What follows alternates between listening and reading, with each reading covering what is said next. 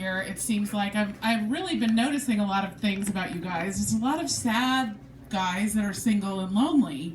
And I was just gonna, can I give you guys some advice?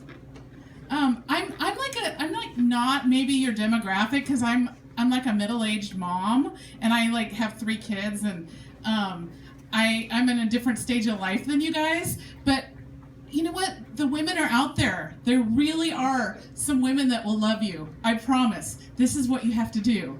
All you have to do is just encourage them.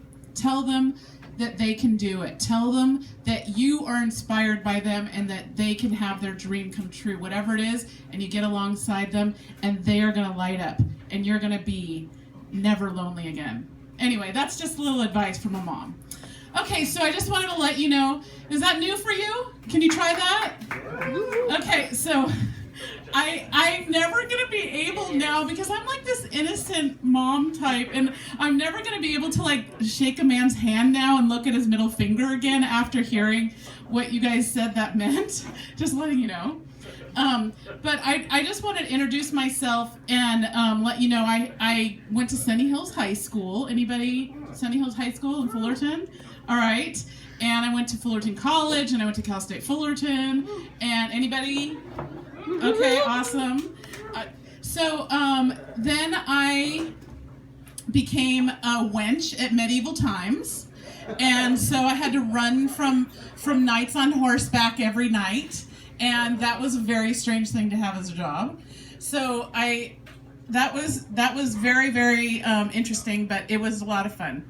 The next thing I wanted to tell you. Oh, okay. So I actually I sing in the choir at church. Okay, I'm second soprano number 94. Anybody is a choir person?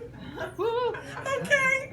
Yay! Okay, so I went to this church one time, and they had these signs that said worship, teaching, fellowship, and they had WTF right over it, and nobody was telling them that. All these people go to church and it says WTF. It was a great church, but you know, come on.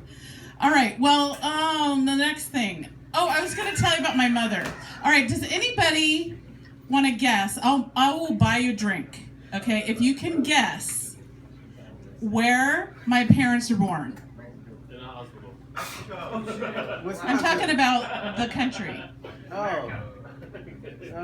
No, nobody's even close. Somewhere in Ukraine. Not in Europe. Africa. Antarctica. Okay, so no one's getting a drink. Oh. My parents are both born in Trinidad. Oh, wow. Trinidad and Tobago is in the Caribbean. Did you say it, girlie? She said Pacific Islander. But that isn't that kind of like... That's Hawaii. All right. All right, well, I'll buy you a drink anyway. She's the one that recommended I come tonight. So anyway, so my parents are born in Trinidad, and they were educated in England. Okay, so my parents are really strange, sort of mixture of this proper English and island person. And so where do you end up is Southern California. And I'm a Southern California girl, and I'm a ginger. I just want to let you know that gingers are the last demographic. We are the last minority. And I don't even hear anybody supporting us, okay? We always have no soul. We have fire crotches, things like that. And, you know, where's respect for the gingers?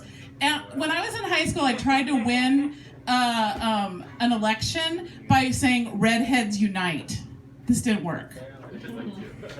So whenever you see a ginger, just respect the gingers, the redheads in this world. I went to Scotland recently, and I saw there was a lot of redheads there. I couldn't believe it. I saw these guys working out in the army, and it was like a bunch of guys that were like Thor, all there, and I was completely amazed. I went there, and I was so shocked. I felt super, super feminine, petite there, because like in Scotland, there are like these huge, like giant redheaded people. It was awesome. So, you know, whenever we feel like we don't fit in, you just have to go somewhere else and then you can figure it out. Like Walmart. Yeah, like Walmart. Okay, so I was going to tell you my most embarrassing moment. Okay, so anybody here ever been pregnant? Cheers. Okay, so when you're pregnant, you're really hot and you just want to like cool down. And so I was pregnant with my last child, and so I went into the bedroom and I went up to the window and I was like, oh my gosh, I've got to cool down. So I went up to the window and I took off all my clothes and I stood there and I held up the milky white girls and just underneath the air conditioning unit, and I looked out and I saw there's a team of gardeners out there witnessing this moment. So I did like every good Christian girl would do, and I jumped into my bed and I whimpered and I went, oh no, oh no. And my husband came in and he said, what's wrong? And I said, well, I think I just flashed the gardeners. And he goes, oh honey, all right, well, why don't we check and we'll reenact it? Why don't you just reenact it? And then I'll go in the yard and see whether or not they saw anything. So I said, okay.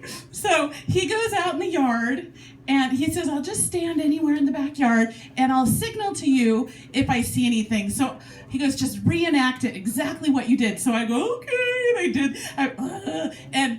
And he goes out in every position in the backyard, and the only thing I saw was, yeah.